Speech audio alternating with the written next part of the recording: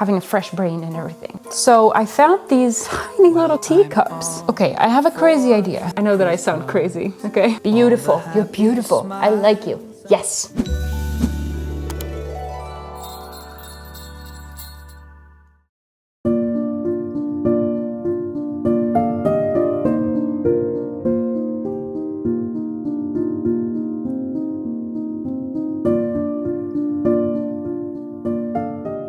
Good morning, guys. Welcome to Vlogmas day 15. I want to do something on the mantle today. I definitely want to try and get those little white bits a little bit more towards the brown or the wood color somehow. I'm not sure if it's going to be with staining or maybe even just brown paint.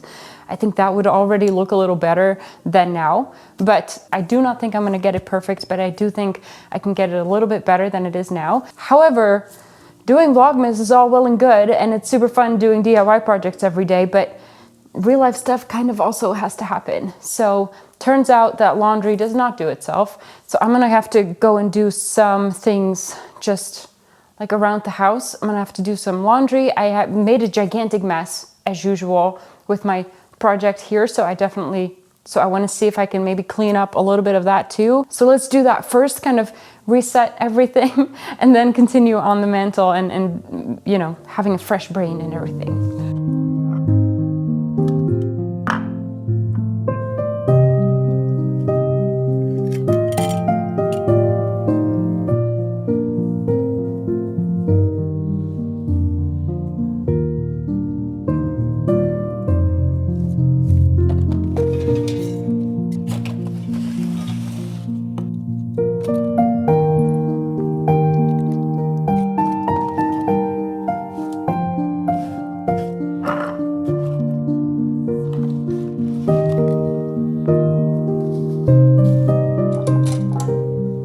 In that same trip to the thrift store where I got those fireplace things, I also got these things. They are just tiny little copper, I don't know, this is a pot and a little kettle.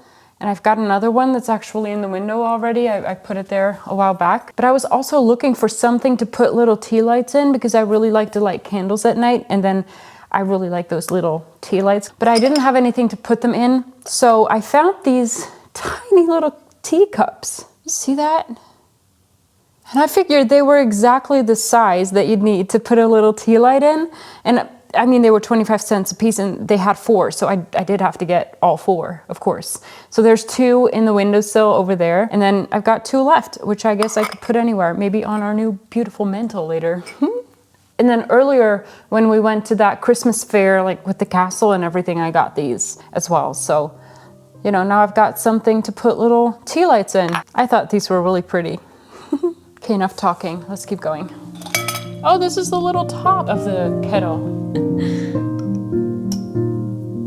I get distracted. This needs to go upstairs.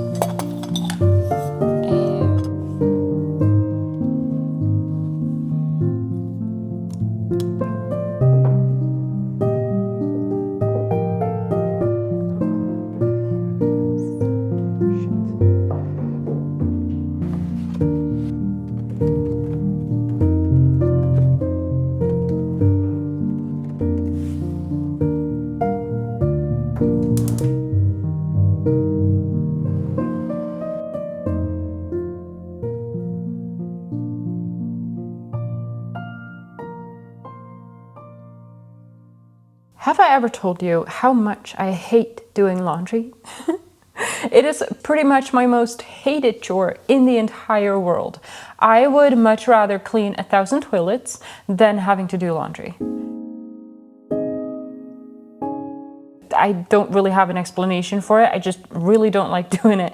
I make no time for it, so there's always too much. Many things can't go in the dryer, so I'm constantly fishing out things that I need to hang up, and then I have to remember to check back in later when the machine is done so I can take it out, which I always forget.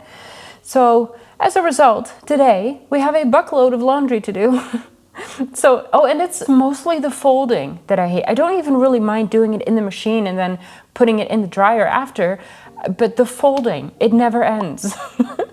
So anyway, today that's what we'll be doing. I will be folding laundry. I will also be running a couple of loads, but I'm not going to bore you with all of that. I will do that as the day goes on with the help of like 20 timers, because otherwise I will forget that the machine exists. Now, after I had put away as much laundry as I could, I treated us to a little snack in the form of 2 boiled eggs. Talk about a simple lunch, guys.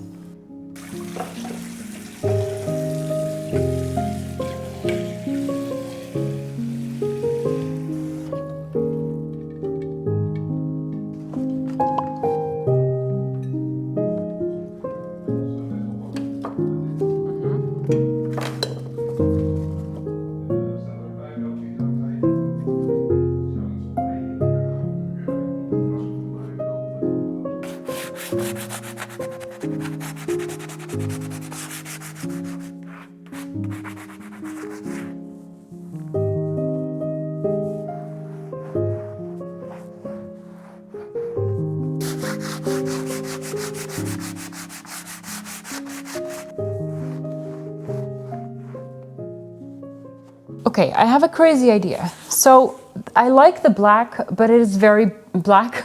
So it kind of, there is no depth in there anymore. It's just one big black box, really. And so I was thinking, what if, I don't know if this is gonna work, but I'm gonna try and do some dry brushing on the brick with a lighter color. And it's gonna be really subtle. I'm gonna make it really, really subtle, but just, you know, to have like just to create a little bit more depth. If it doesn't work, I can just paint black back over it. But I'm definitely gonna try.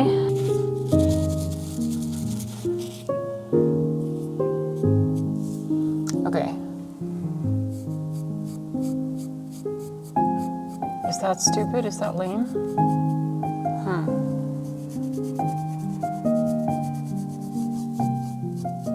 I'm just gonna do this wall, like this bit, and then I'm gonna live with it for a bit. I'm just gonna look at it all day. I do have enough of the black or gray paint left to just fix this, so. I also need to do some touch-ups here and there, because you can see there's still a couple of bits where there's still white coming through. That's okay. Okay, so I feel like this was still a little bit too much paint, but this is definitely looking better than just black, I think. Ah, yes, this is better. This is absolutely better.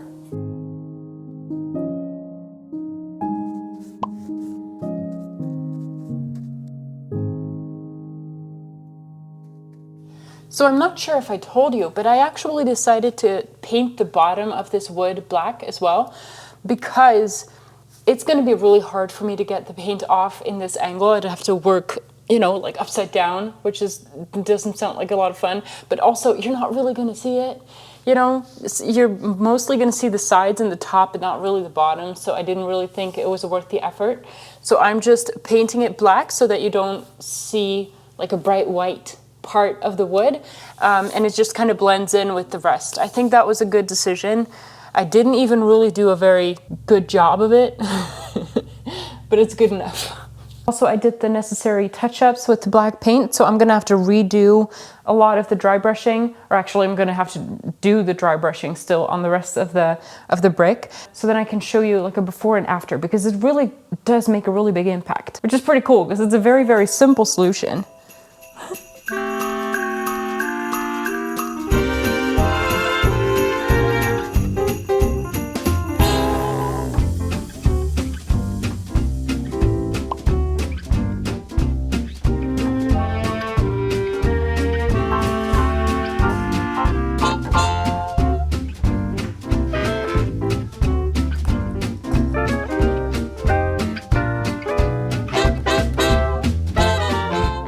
So I have tried putting a little bit of stain on the wood, because the idea that I had in my head was that the stain would kind of go into the little grooves where the paint is still, and that would stay there, and then I would wipe off anything that was laying on the top layer, like what you could just easily wipe off, and then the white would stay brown.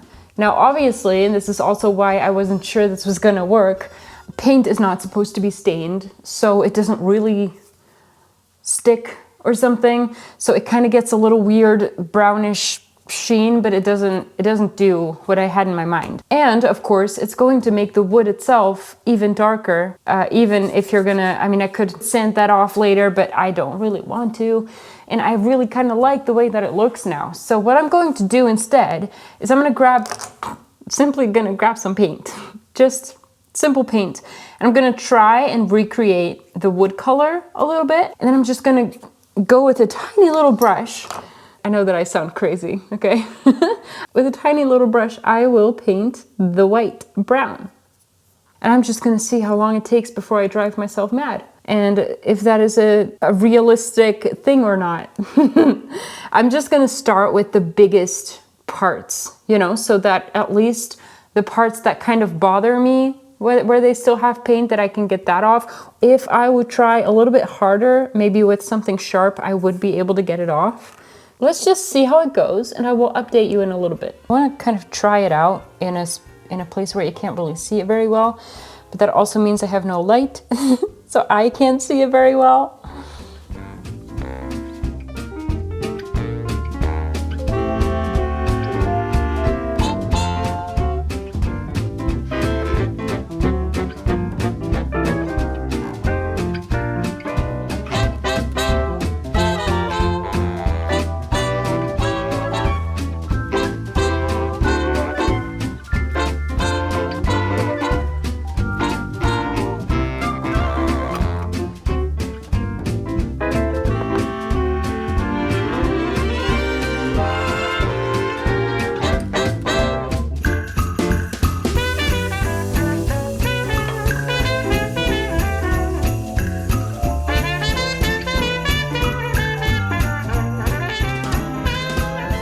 Why do you not do it in the right bowl?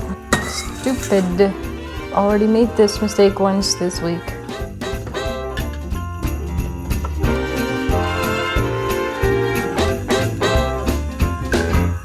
We're having pizza today, and I think we have solved the mystery of the bread dough problem.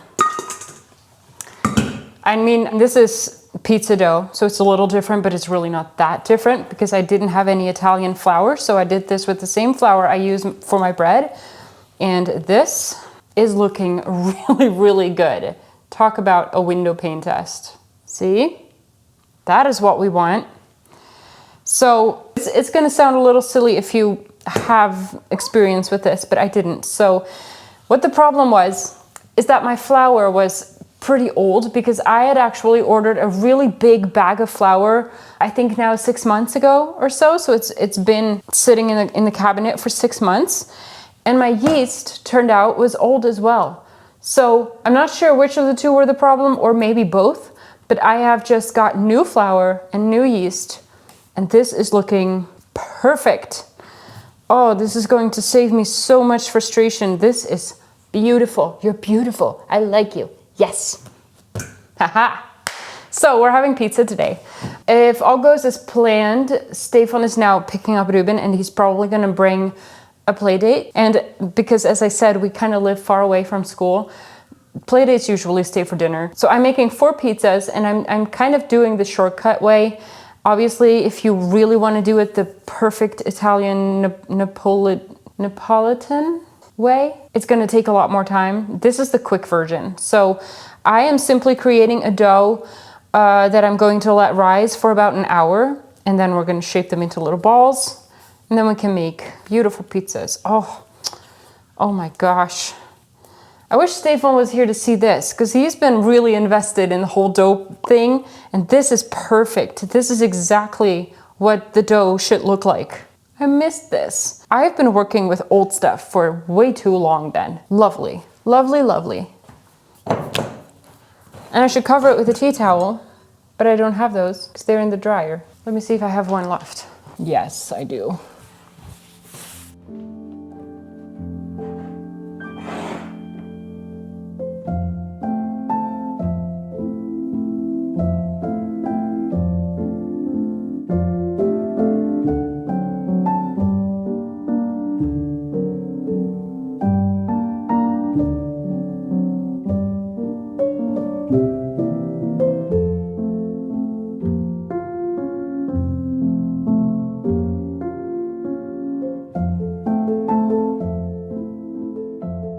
So here I was explaining a whole bunch of things to you, while the whole time the battery of my mic was dead, so you can't hear it. But I was expressing my opinion about this method that I was working with.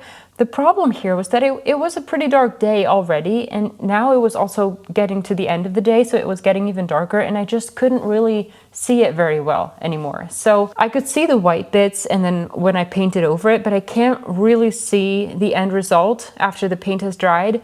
So I don't really know if it actually looks good. So I'm gonna have to see in the morning what the actual result is. But I also figured that I can always lightly sand the top, you know, get the excess paint off again if that is necessary. And then it would only still be in the crevices and the openings of the wood where the white paint was. So it would always turn out better than it was, I think. It is quite some work though. This is not going to be done super fast, but it is something that I can do for hours and just have like a TV show on in the background. So I'm just going to keep going with this because it's never going to be perfect. You know, we're never going to get all of the paint off of this wood. It's never going to be completely bare, which obviously would be the ideal solution. So I am thinking that anything that we're doing to make it even a little bit better is good. So that's what I'm going to keep doing. But then here I think I said something like I'm going to get started on making those pizzas now, and then I'm going to call it a day for today.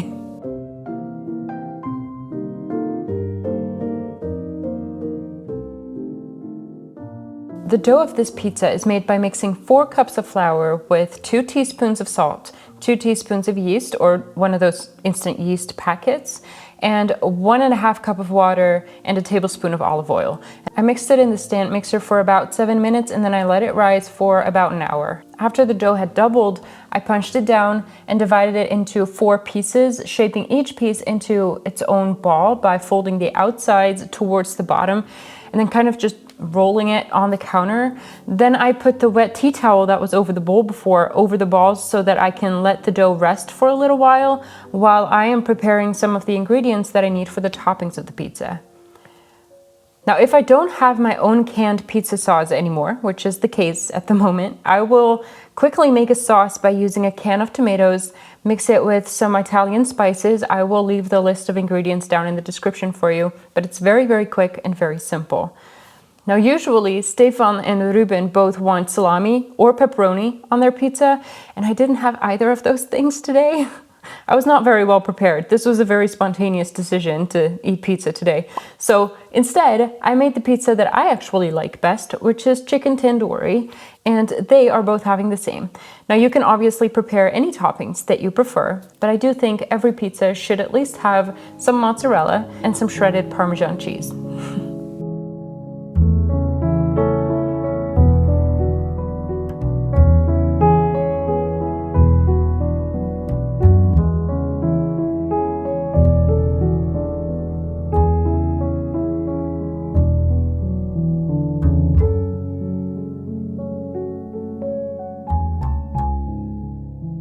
Then I flatten the pizza dough and stretch it kind of by hanging it over my hands, and the rest kind of speaks for itself, right? Put the tomato sauce on it, put your toppings on.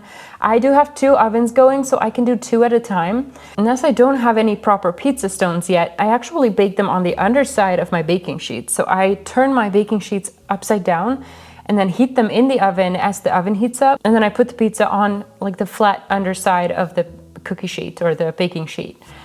Now, if you're having some trouble getting the pizza on your pizza peel, I actually sprinkle some flour in front of the pizza. So as I am shoving the peel underneath the dough, it will at the same time move some of the flour under the pizza as well. And that usually makes it a little bit easier. Then bake the pizza on the highest setting you can find on your oven for however long it needs. In my case, it takes about 4 to 5 minutes per pizza. So if you're making this yourself, enjoy. And I very much hope to see you tomorrow. Bye, guys.